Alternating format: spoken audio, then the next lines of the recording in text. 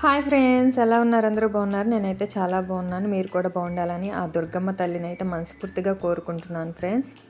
Welcome to my channel Sowjanya logs and shorts. నేనైతే ఇక్కడ నుంచి లాంగ్ వీడియోస్ తీయాలని అయితే నిర్ణయించుకున్నాను. నా ఛానల్ మోనీ అయిపోయిన తర్వాత లైవ్ ఆపేసి లాంగ్ వీడియోస్ తీయాలని అయితే నిర్ణయించుకున్నా. మీకు లైవ్లో కూడా చెప్పుంటాను. అది ఇప్పుడైతే నేను దుర్గమ్మ తల్లి కొండకైతే వెళ్ళాను అనమాట. అక్కడ నుంచి స్టార్ట్ చేస్తున్నాను నా లాంగ్ వీడియోస్ తీయడం. ఇంకా మేము వస్తుండగా ఇక్కడ అశోక చక్రం అయితే కనిపిస్తుంది, చూసారా ఎంత బాగుందో. ఇది కూడా షేర్ చేసుకోవాలి, మీరు కూడా చూడాలని చెప్పి అయితే ఈ వీడియో అయితే తీసానమాట. చాలా బాగుంది. ఈ రోజు అయితే నేను దుర్గమ్మ గుడికి అయితే వెళ్తున్నాను, కానీ ఫోన్లో అయితే ఛార్జింగ్ లేదండి. కానీ ఈ వీడియోస్ అన్నీ తీయగలనా లేదా అని అయితే అనుకున్నాను, కానీ ఆ తల్లి దయ వల్ల తీయగలిగాను. చూసారా ఎంత బాగుందో. అయితే వాటర్ అయితే లేవన్నమాట, అన్నీ ఇంకిపోయినాయి. ఇంకా ఈ రోజైతే మేము అనుకోకుండా వెళ్దామని అయితే నిర్ణయించుకున్నాము. 12:30 ట్రైన్కి అయితే వెళ్దారని అయితే నిర్ణయించుకున్నాం. రైల్వే స్టేషన్కి రాగానే ట్రైన్ అయితే లేదని చెప్పారండి. ఈరోజు 2:30కి ట్రైన్ ఉందని అయితే చెప్పారు. 2:30కి అయితే మా జర్నీ సరిపోదన్నమాట రిటర్న్ తిరగడానికి అని చెప్పి బస్ స్టాండ్కి వెళ్ళిపోయి బస్ అయితే ఎక్కేసి బస్ స్టాండ్లో దిగేసి అక్కడ నుంచి దుర్గమ్మ టెంపుల్కి అయితే ఆటో కట్టించుకుని అయితే వచ్చేసామన్నమాట. చూసారా ఎంత బాగుంది. ఇంకెక్కడికి వచ్చాక కృష్ణానదిలో దిగి కొంచెం నీళ్ళైనా తల మీద చిమ్ముకోవాలని ఫిక్స్ అయిపోయాను అనమాట. ఆంటీ అయితే కొండపైకి వెళ్ళిపోదామని అన్నారు. కాదు కుదరదంటే మనం అసలు దిగాలని చెప్పి అయితే ఆంటీ నేనైతే కిందకైతే వెళ్ళిపోయామన్నమాట. ఇంకా అదంతా వీడియో తీయడం అయితే కుదరలేదు, వాళ్ళందరూ స్నానాలు చేస్తున్నారు కాబట్టి. కానీ దిగుతుంటే కాలు అయితే జారిపోతుందండి, మెట్లన్నీ పాకెట్ పట్టేసి ఉన్నాయన్నమాట. ఈరోజు శుక్రవారం కదా, చాలా రద్దీ ఉంటుంది అనుకున్నా, కొంచెం పర్లేదన్నమాట, బాగానే ఉంది. కృష్ణానది నుంచి పైకి వచ్చేసరికి బస్సు వచ్చేసింది. బస్సు ఎక్కేసి కొండపైకి అయితే వచ్చేసామన్నమాట. పైకి అయితే ఫోన్ అయితే తీసుకెళ్ళనిట్లేదు, అక్కడ ఇచ్చేయమన్నారు. ఇంక ఈ మామగారు చూసారా, అమ్మవారి సేవకైతే వచ్చారనమాట. బుక్ చేసుకున్నారంట వాళ్ళు. ఇంక ఈ వరుస పైన కొండ మీద అంతా కార్లే అనమాట.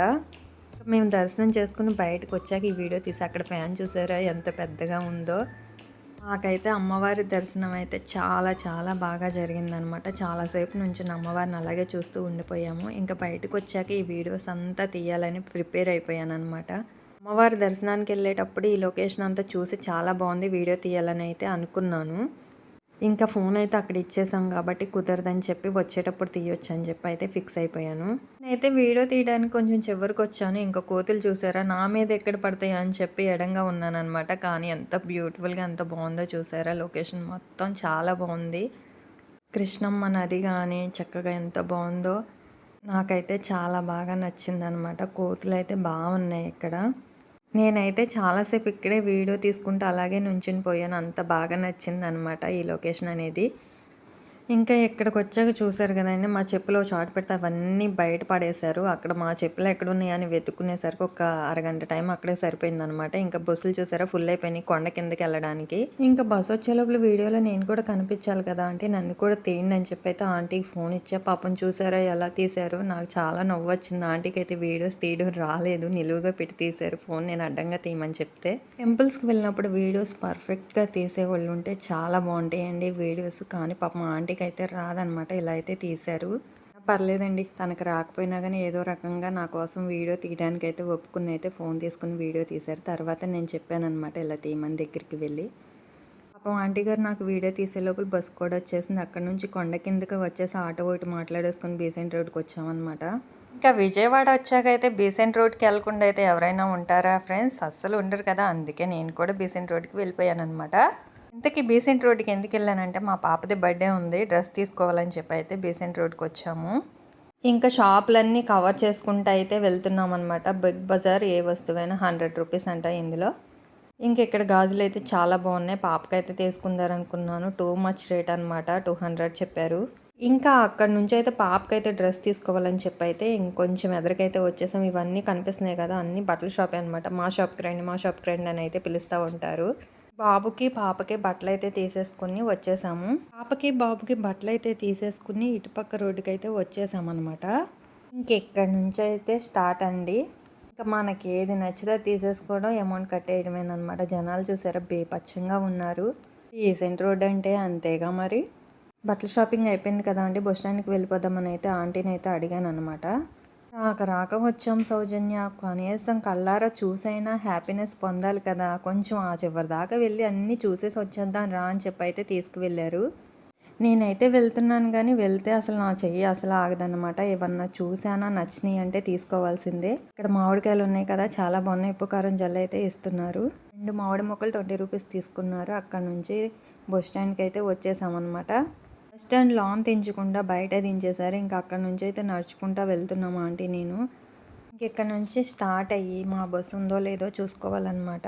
ఏంటో లేండి మన దగ్గర డబ్బులున్నా లేకపోయినా వాళ్ళకి బట్టలు తీసుకుని వాళ్ళ కళ్ళల్లో ఆనందం చూడడం అంటే మనకు చాలా ఇష్టం అన్నమాట. సంక్రాంతి పండగకి 10,000 పెట్టి ఇద్దరికి తీసుకున్నానండి.